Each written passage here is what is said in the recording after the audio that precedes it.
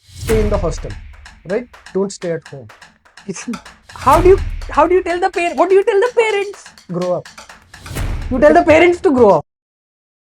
In today's episode, we are going to talk about how to choose an engineering college and a branch after 12th standard. right? 1 second. What? I know this.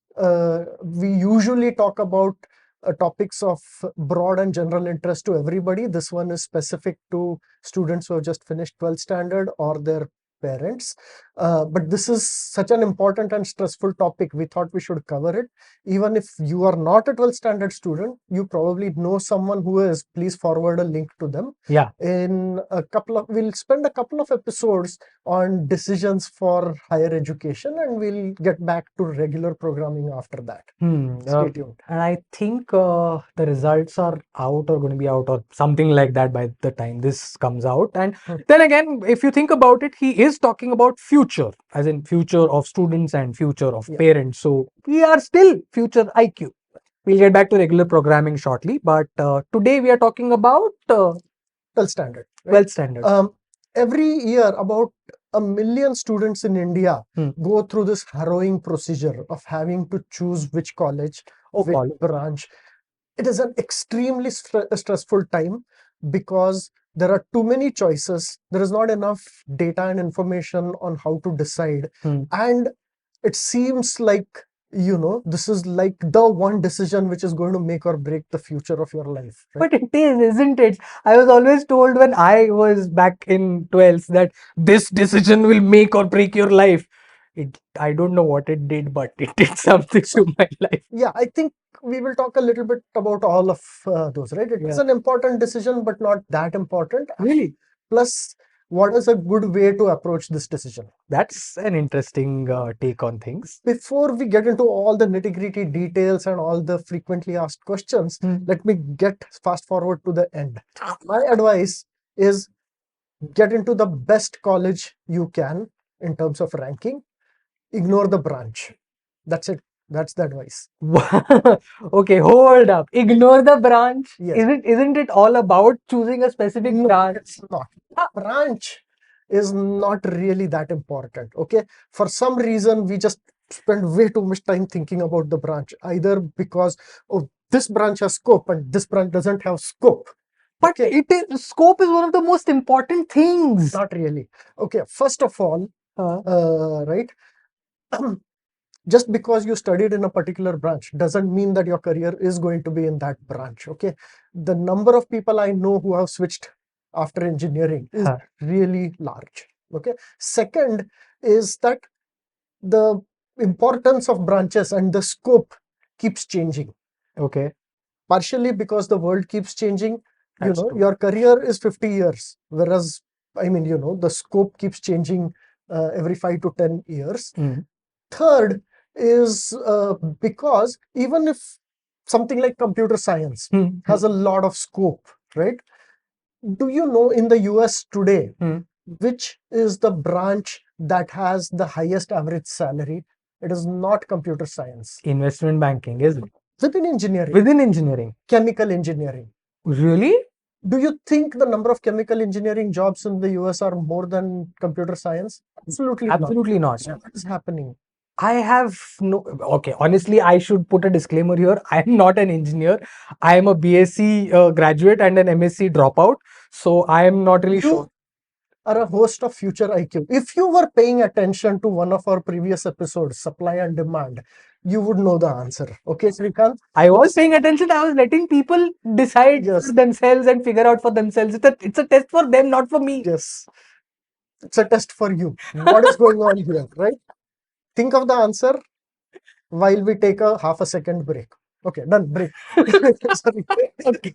Go on. So, as soon as a branch has scope, the number of people who go for that branch, and if you are in India, the number of engineering colleges that get set up for that branch is so high that there is an oversupply quickly. Right. And then both the salaries fall, the supply falls, the number of people who don't get jobs falls, and it all evens out. Search pricing happens, then lots of Ubers come, and then everything evens out. If you don't understand that reference, go check out that episode. hot branches get an oversupply, right? Sometimes you're better off with a more traditional branch. In general, I think that any branch which has a well-established tradition, right, and lots of colleges teaching that discipline has scope. Okay. And finally, in the long term, nobody remembers which branch you studied. This I can absolutely attest to. This I can absolutely agree to. I did an MSc in physics. Well, I dropped out of an MSc in physics, but my degree is no longer relevant to the kind of stuff I'm doing. The education definitely helped. What I learned definitely helped, but the degree. Yeah. I mean, basically, when I look at people in the software industry, right, the number of them from civil engineering, mechanical engineering is so high. Right. Conversely, if I see people who did, say, metallurgical engineering, the number of interesting careers they are in, from making movies in Bollywood to head of an ad agency to being a senior person in a top charity in the world, right? All of these are my personal friends. This is actually a scavenger hunt for you. Try and figure out which people Naveen is referring to, and if you know the answer, post it in the comments or send an email or send a message to Naveen. I know a chemical engineer who did really great things in cricket and became like the highest wicket taker and whatnot in test cricket. Figure out who that was. Yes. Yeah. But is this advice applicable all the time? Like, branch is absolutely not important. So depends, right? I mean, one of the complaints I always hear when I give this advice, I've been giving this advice for 15 years now, is that, oh, but what about interest? Yeah. Okay. You know what? 90% of the 12th standard students don't really have an interest. Okay. They have no clue what actual engineering is like and what actual job in that field is like, right? I mean, they have learned maybe one subject from a bad teacher and another subject from a good teacher, and based on that, and more likely their parents tell them something and the media is telling them something about what is hot, and that is interest. Answer is that is not really interest. You are absolutely right. And that actually brings me to another question, which we should have a detailed discussion later on. Are we badgering our students into deciding their career too early? We will come to do an entire episode on that. Yeah. But let's come back to this. Yes, please. Which is that lots of students do believe that they really like this field, but they don't really like this subject. I mean, you probably hated history when you were in school. I did. I actually did. Here is the simple explanation of that. If you hate a subject, very likely it was taught to you by a bad teacher, or the syllabus was terrible. Yeah. Okay. If you like a subject, very likely it was taught to you by a good subject teacher, or it was done well in school, right? Yeah. In fact, that happened to me when I finished my undergraduate in IIT Bombay. I thought I loved programming languages and I hated databases, right? When I went to Wisconsin to do my PhD, I discovered that Wisconsin is like world #1 in databases. Okay. So I said, okay, maybe if I hate databases, I should do one course to see what it is like. And it was fascinating. It was like way better than what I had imagined databases to be like, right? All SQL programmers in the chat are like, what is he saying? The point is that when a great teacher teaches you any topic, it becomes interesting. That I absolutely agree. So what you want to do is get into a good college where there are going to be good teachers, and whatever branch you take is going to become interesting. Oh, right? That's what you should be doing. Now, there's one small caveat, okay, one exception. There is a very tiny number of students who have actually done non-substantial amount of work in one particular area, right? Like maybe somebody says they're interested in computers and they have actually built non-trivial apps, right? Or there might be some students who have just gone ahead and started reading graduate level textbooks and so on.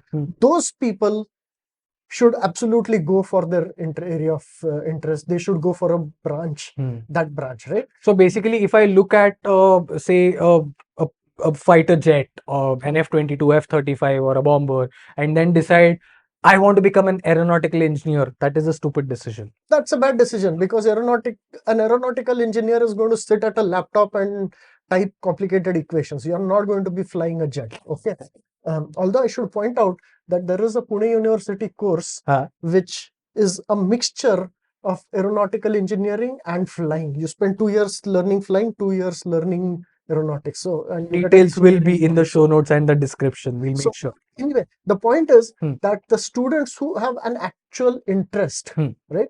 Anyway, they are not going around asking what branch should I take. They know, right? They're not going to be listening to this episode. So the people who are listening to this episode, ignore the branch. Okay, but would you say this would also apply to people in non-engineering fields, like say I'm not saying that if you are an artist and they should ignore that and become an engineering. This advice applies to choosing branches within engineering. Okay. The switch over doesn't apply when you're going from engineering all the way to art or music or something like that. Fair enough. Let me pose a different question to you now. You said the branch is not at all important. But you said go to a top college. So the college matters. College absolutely matters. There are 4 reasons why college is important, right? One is that a better college has better teachers, and better teachers do make a big difference. Second is that a better college will have better peer group, which is the students along with you are all better. Okay. Correct. In terms of, both higher IQ, higher ability to work hard, higher ambition, and that matters. They say you are the average of the 5 people closest to you, right? So if the 5 people around you are smarter and more ambitious, you are going to become smarter and more ambitious at the end of 4 years. Although you will feel dumb initially, you will. In fact, that's an extremely important point. Okay. If in a group of friends, you don't feel dumb. If you're always the smartest person amongst a group of friends, you are in the wrong group. You need to find new friends. You should feel dumb. Okay, that's a great situation to be in. I always feel dumb when I'm with him. So I'm in the best possible situation right now. I'm enjoying this. So better peer group. Third reason why a college is good is because it gives you better networking opportunities. 20 years later, all the people, your classmates, will all be in important positions, and that network, right? People you spent your formative years with is going to be important to you in your career. More than that, right? Somebody from your college, 5 years senior to you, right, is also going to give you a better chances simply because they're from the same college. Human brain works like that. Okay. Hold on one second. There is something happening behind the camera. Yes, Ankur, you have a point. Here's the thing.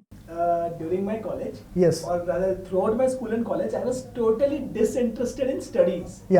But my dad gave me one life tip. That this was in Hindi and it's best delivered in Hindi. तुम्हारे college में जितने भी लोग हैं, तुम्हारे class में जितने भी लोग हैं, सबसे दोस्ती बनाए रखना. आज तुम्हें वो गधे दिखते हैं. लेकिन वक्त आने पर घोड़े निकलेंगे, कहीं ना कहीं तो जाएंगे, कुछ ना कुछ तो करेंगे. या फिर गधे को भी बाप बनाना पड़ता है.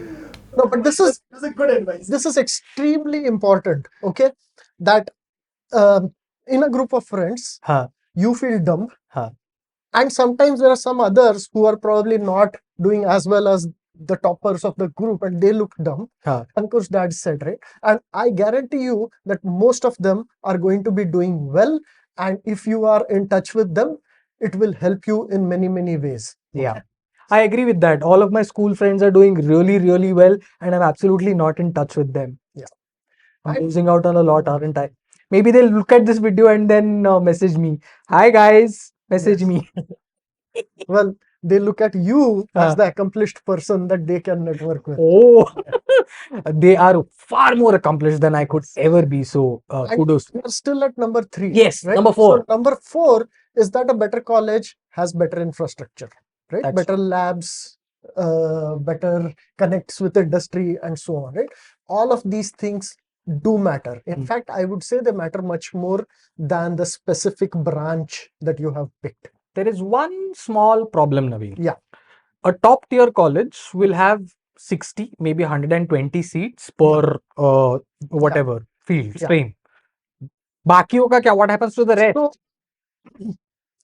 first of all, just to clarify what I mean, an undesirable branch in a good college is better than a top branch in a bad college, right? I'm not talking. This is going to cause a lot of fight in the comments. Oh, absolutely. I'm happy to fight all of you. I have actual experience of this. I can point you to people who have taken this advice and who got back to me saying it was a good thing they did that. Gloves are off.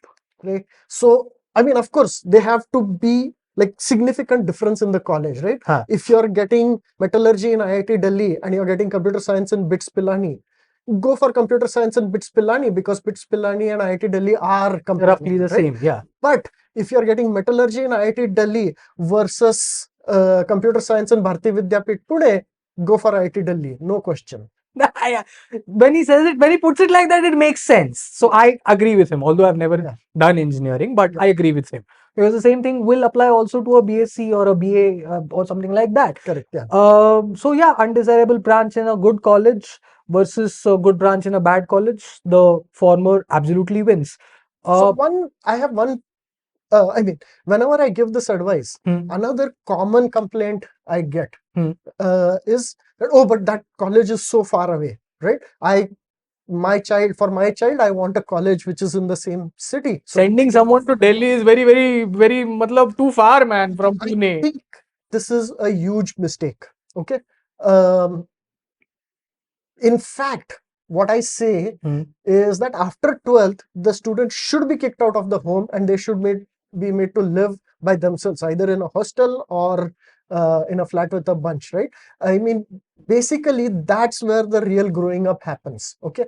The subjects that you learn in college are just 15 to 20% of your education. Most of your education happens from living by yourself, dealing time management, group projects, being in a group of friends and dealing with all the drama that happens. That is the real education, right? You know that most parents are afraid of this real education that you have just outlined, because within that outline, there are a lot of between the lines things that they are afraid of. They're mistaken, okay? Because whatever it is they're afraid of, I have seen enough examples of students staying at home and doing the things that their parents are afraid of, with the parents not even realizing. And conversely, right, if you have given the right kind of upbringing to your kid, it doesn't matter where they are. They will pick up the good habits around them and they will be mature enough to ignore the bad influences. Point hai, definitely point hai. But now let me pose a googly to you. Yeah. Okay. There is a top college. Yeah. And it is in the same city. Should I go for that college or not? Absolutely, you should go for it. Just make sure that, you know, even though the college is in the same city, in fact, it could be next to your home, still go and stay in the hostel, right? Don't stay at home. How do you tell the parents? What do you tell the parents? Grow up. You tell the parents to grow up. You know, let your child grow up. It is time to let go. Okay. But okay. This is a little difficult to digest and this is a little difficult to... It's not that difficult. You think about it calmly, you'll realize that it makes a lot of sense. Fair. Ask people who have been through it, right? I don't know anybody who would say, you know what, I'm so glad I stayed at home through my college. Whereas anybody who stayed in a hostel, you ask them and they'll say, best experience of my life. Okay. What if the top college is in some really obscure place? Like I can't even think of a top college in an obscure. IIT Kharagpur. IIT Kharagpur, yeah. Yes. What happens then? Because so, again, it depends on how different the levels are, right? If there is a IIT Kharagpur versus again Bharati Vidyapit Pune, I don't want to pick on them. I'm just taking an example of a... There's a difference in the rankings. Even if you look at NAC, there is a difference in the rankings. We are not saying Bharati Vidyapit is essentially bad or anything. It's a good college. Yeah, it's a good college, but not at the same level as the IIT Delhi's and Kharagpur's and BITS Pilani's. So then you want to go to IIT Kharagpur. But if it is a comparable college, then you definitely want to pick the one in a bigger city. Big city has a lot of advantages, right? I mean, as the exposure you get of living in a big city is really good for the student. That college is also likely to have much better connects with industry, much better options for the students to do extracurricular activities. All of that helps, right? The exposure to a big city at the end of 4 years makes a difference in how you communicate, how you carry yourself, how you come across in interviews. It helps. Living in a big city will, of course, be very beneficial because that entire urban experience is also important for you growing up as a person. So I do agree with him there. But now I'm thinking, what if there is a person who's worse off in every possible situation, like doesn't have great grades, can't get a good branch, can't get a good college, can't find anything in a good city? Yes, it happens. Okay. For example, you might just have had some health issues around 12th standard exams and entrance exams. So you couldn't get into anything good. Doesn't mean that your life has ended. Okay. There are so many examples of people who studied in a bad college, bad location, and still did extremely well. All it means is that you have to work a little harder to be able to rise above your surroundings, right? And you need a little more discipline. And usually the shock you get at the end of 12th standard of not having gotten into a college that you wanted to get into is enough to spur many students into the extra discipline needed to do well in spite of being in a bad college, right? So I'm not saying that if you didn't get into a great college, then your life is over, right? Just means that you have to work a little harder. That's all.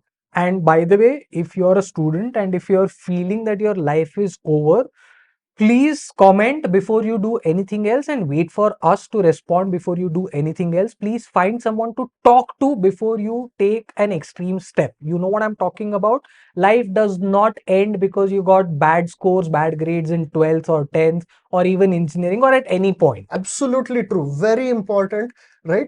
I mean, India for some reason gives way too much importance to 12th standard and which college you get into. And it is not at all that important. I did not do engineering. I am here. I am sitting here telling you what to do with your life. Let me give one more story. Please. Right?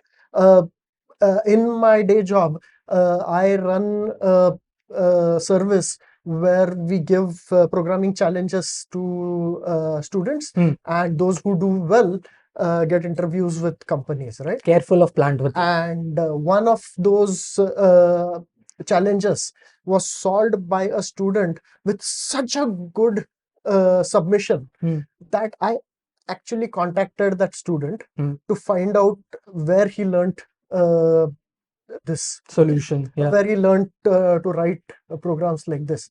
Turns out this student was not even doing, forget a top college, he was not even doing computer science, he wasn't even doing BSc, he was a BCom student who had just taught himself Haskell, a programming language that most computer scientists in top colleges don't know. Okay.